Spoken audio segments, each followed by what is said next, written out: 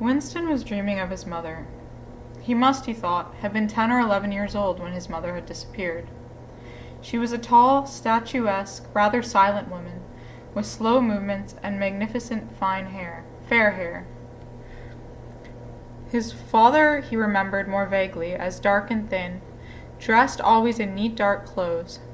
Winston remembered especially the very thin soles of his father's shoes, and wearing spectacles. The two of them must evidently have been swallowed up in one of the first great purges of the 50s. At this moment his mother was sitting in some place deep down beneath him, with his young sister in her arms. He did not remember his sister at all, except as a tiny, feeble baby, always silent, with large, watchful eyes. Both of them were looking up at him.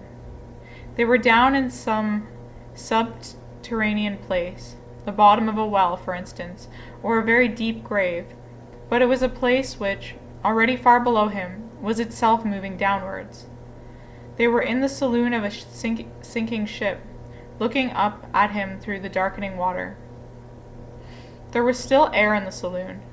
They could still see him, and he them, but all the while they were sinking down into the green waters, which in another moment must hide them from sight forever. He was out in the light and air while they were being sucked down to death, and they were down there because he was up here. He knew it and they knew it, and he could see the knowledge in their faces. There was no reproach either in their faces or in their hearts, only the knowledge that they must die in order that he might remain alive, and that this was part of the unavoidable order of things. He cannot remember what had happened, but he knew in his dream that in some way the lives of his mother and his sister had been sacrificed to his own. It was one of those dreams which, while retaining the characteristic dream scenery, are a continuation of one's intellectual life, and in which one becomes aware of facts and ideas which still seem new and valuable after one is awake. The thing that now suddenly struck Winston was that his mother's death nearly 30 years ago had been tragic and sorrowful in a way that was no longer possible. Tragedy, he perceived, belonged to the ancient time, to a time when there was still privacy, love, and friendship, and when the members of a family stood by one another without needing to know the reason. His mother's memory tore at his heart because she had died loving him, when he was too young and selfish to love her in return, and because somehow he did not remember how she had sacrificed herself to a conception of loyalty that was private and unalterable. Such things he saw could not happen today. Today there were fear, hatred, and pain, but no dignity of emotion, no deep or complex sorrows. All this he seemed to see in the large eyes of his mother and his sister, looking up at him through the green water, hundreds of fathoms down and still sinking. Suddenly he was standing on short, springy turf on a summer evening, when the slanting rays of the sun gilded the ground. The landscape that he was looking at recurred so often in his dreams that he was never fully certain whether or not he had seen it in the real world. In his waking thoughts he called it the Golden Country. It was an old rabbit-bitten pasture, with a foot track wandering across it and a molehill here and there. In the ragged hedge on the opposite side of the field, the boughs of the elm trees were swaying very faintly in the breeze, their leaves just stirring in dense masses like women's hair. Somewhere near at hand, though out of sight, there was a clear, slow-moving stream where dace were swimming in the pools under the willow trees. The girl with dark hair was coming towards them across the field. With what seemed a single movement, she tore off her clothes and flung them disdainfully aside. Her body was white and smooth, but it aroused no desire in him. Indeed, he barely looked at it. What overwhelmed him in that instant was admiration for the gesture with which she had thrown her clothes aside. With its grace and carelessness, it seemed to annihilate a whole culture, a whole system of thought, as though Big Brother and the party and the thought police could all be swept into nothingness by a single splendid movement of the arm. That too was a gesture belonging to the ancient time. Winston woke up with the word Shakespeare on his lips. The telescreen was giving forth an ear-splitting whistle which continued on the same note for 30 seconds. It was not 7:15, getting up time for office workers. Winston wrenched his body out of bed, naked, for a member of the outer party received only 3,000 clothing coupons annually, and a suit of pajamas was 600, and seized a dingy singlet and a pair of shorts that were lying across a chair. The physical jerks would begin in 3 minutes. The next moment he was doubled up by a violent coughing fit, which nearly always attacked him soon after waking up. It emptied his lungs so completely that he could only begin breathing again by lying on his back and taking a series of deep gasps. His veins had swelled with the effort of the cough, and the varicose ulcer had started itching. 30 to 40 group, yapped a piercing female voice. 30 to 40 group, take your places, please. 30s to 40s. Winston sprang to attention in front of the telescreen, upon which the image of a youngish woman, scrawny but muscular, dressed in tunic and gym shoes, had already appeared. Arms bending and stretching, she rapped out, Take your time by me. 1, 2, 3, 4. 1, 2, 3, 4. Come on, comrades, put a bit of life into it. 1, 2, 3, 4. 1, 2, 3, 4. The pain of the coughing fit had not quite driven out of Winston's mind the impression made by his dream, and the rhythmic movements of the exercise restored it somewhat. As he mechanically shot his arms back and forth, wearing on his face a look of grim enjoyment, which was considered proper during the physical jerks, he was struggling to think his way backward into the dim period of his early childhood. It was extraordinarily difficult. Beyond the late 50s, everything faded. When there were no external records that you could refer to, even the outline of your own life lost its sharpness. You remembered huge events which had quite probably not happened. You remembered the details of incidents without being able to recapture their atmosphere. And there were long, blank periods to which you could assign nothing. Everything had been different then. Even the names of countries and their shapes on the map had been different. Airstrip 1, for instance, had not been so called in those days. It had been called England or Britain, though London, he felt fairly certain, had always been called London. Winston could not definitely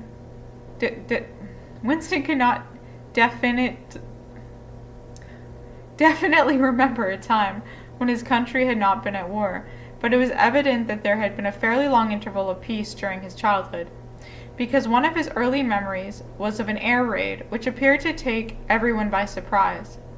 Perhaps it was the time when the atomic bomb had fallen on Colchester. He did not remember the raid itself, but he did remember his father's hand clutching his own as they hurried down into some deep place in the earth, round and round a spiral staircase which rang under his feet, and which finally so wearied his legs that he began whimpering, and they had to stop and rest. His mother, in her slow, dreamy way, was following a long way behind them. She was carrying his baby sister, or perhaps it was only a bundle of blankets that she was carrying. He was not certain whether his sister had been born then. Finally, they had emerged into a noisy, crowded place, which he had realized to be a tube station. There were people sitting all over the stone-flagged floor, and other people, packed tightly together, were sitting on metal bunks, one above the other. Winston and his mother and father found themselves a place on the floor, and near them an old man and an old woman were sitting side by side on a bunk. The old man had on a decent dark suit and a black cloth cap pushed back from very white hair. His face was scarlet and his eyes were blue and full of tears. He reeked of gin. It seemed to breathe out of his skin in place of sweat, and one could have fancied that the tears welling from his eyes were pure gin. But though slightly drunk, he was also suffering under some grief that was genuine and unbearable. In his childish way, Winston grasped that some terrible thing, something that was beyond forgiveness and could never be remedied, had just happened. It also seemed to him that he knew what it was. Someone whom the old man loved, a little granddaughter perhaps, had been killed. Every few minutes the old man kept repeating, We didn't ought to have trusted him. I said so, Ma, didn't I? That's what comes of trusting him. I said so all along. We didn't ought to have trusted the buggers. But which buggers they didn't ought to have trusted, Winston could not now remember. Since about that time, war had been literally continuous. Though strictly speaking, it had not always been the same war. For several months during his childhood, there had been confused street fighting in London itself, some of which he remembered vividly. But to trace out the history of the whole period, to say who was fighting whom at any given moment, would have been utterly impossible, since no written record and no spoken word ever made mention of any other alignment than the existing one.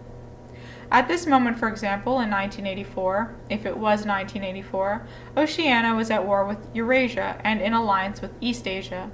In no public or private utterance was it ever admitted that the three powers had at any time been grouped along different lines.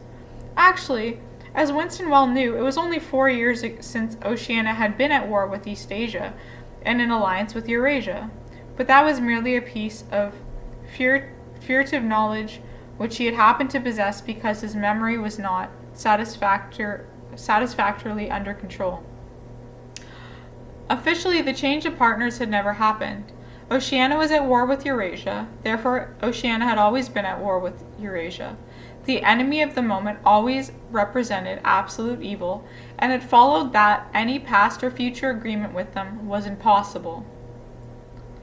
The enemy of the moment always represented absolute evil, and it followed that any past or future agreement with him was impossible. The frightening thing, he reflected for the 10,000th time, as he forced his shoulder painfully backward with his hands on hips. They were gyrating their bodies from the waist, an exercise that was supposed to be good for the back muscles. The frightening thing was that it might all be true. If the party could thrust its hand into the past and say of this or that event it never happened, that surely was more terrifying than mere torture and death. The party said that Oceania had never been in alliance with Eurasia. He, Winston Smith, knew that Oceania had been in alliance with Eurasia as short a time as 4 years ago. But where did that knowledge exist? Only in his own consciousness, which in any case must soon be annihilated? And if all others accepted the lie which the party imposed, if all records told the same tale, then the lie passed into history and became truth. Who controls the past, ran the party slogan, controls the future. Who controls the present, controls the past. And yet the past, though of its nature alterable, never had been altered. Whatever was true now was true everlasting to everlasting. It was quite simple. All that was needed was an unending series of victories over your own memory. Reality control, they called it in Newspeak. Doublethink. Stand easy, barked the instructress, a little more genially. I don't know that word. What do you mean? What does it mean? Now's not the time.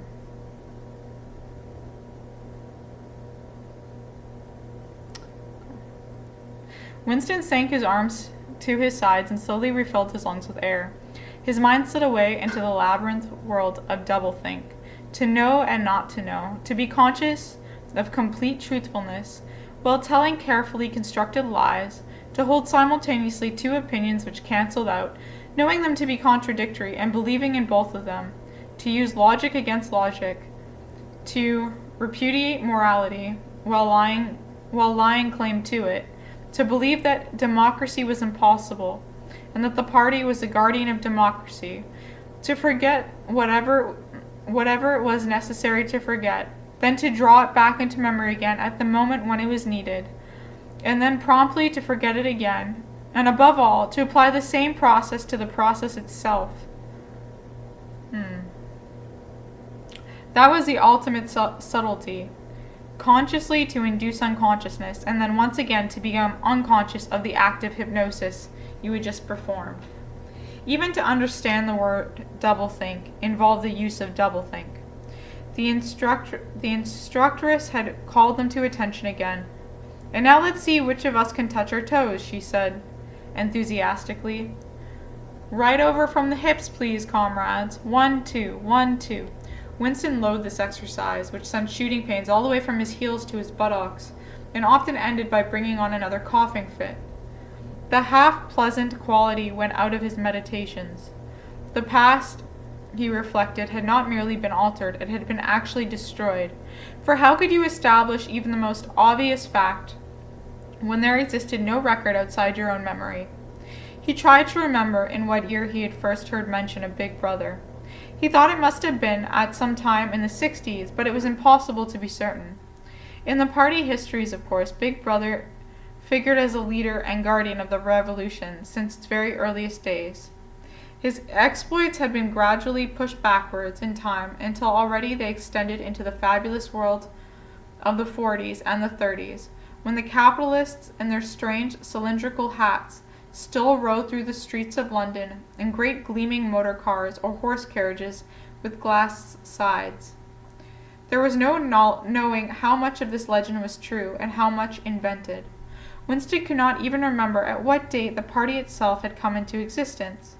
He did not believe he had ever heard the word ingsoc before 1960, but it was possible that in its old speak form, English socialism, that is to say, it had been current earlier. Everything melted into mist. Sometimes, indeed, you could put your finger on a definite lie. It was not true, for example, as was claimed in the party history books, that the party had invented aeroplanes. He remembered aeroplanes since his earliest childhood, but you could prove nothing. There was never any evidence. Just once in his whole life he had held in his hands unmistakable documentary proof of the falsification of a historical fact. And on that occasion, "Smith!" screamed the shrewish voice from the telescreen. 6079, Smith W. Yes, you. Bend lower, please. You can do better than that. You're not trying. Lower, please. That's better, comrade. Now stand at ease, the whole squad, and watch me. A sudden hot sweat had broken out all over Winston's body. His face remained completely inscrutable. Never show dismay, never show resentment. A single flicker of the eyes could give you away. He stood watching while the instructress raised her arms above her head and, one could not say gracefully, but with remarkable neatness and efficiency, bent over and tucked the first joint of her finger under her toes. There, comrades, that's how I want to see you doing it. Watch me again. I'm 39 and I have 4 children. Now look. She bent over again. You see, my knees aren't bent. You can all do it if you want to, she added as she straightened herself up. Anyone under 45 is perfectly capable of touching his toes. We don't all have the privilege of fighting in the front line, but at least we can all keep fit. Remember our boys on the Malabar front, and the sailors in the floating fortresses. Just think what they have to put up with. Now try again. That's better, comrade. That's much better, she added encouragingly as Winston, with a violent lunge, succeeded in touching his toes, with knees unbent, for the first time in several years.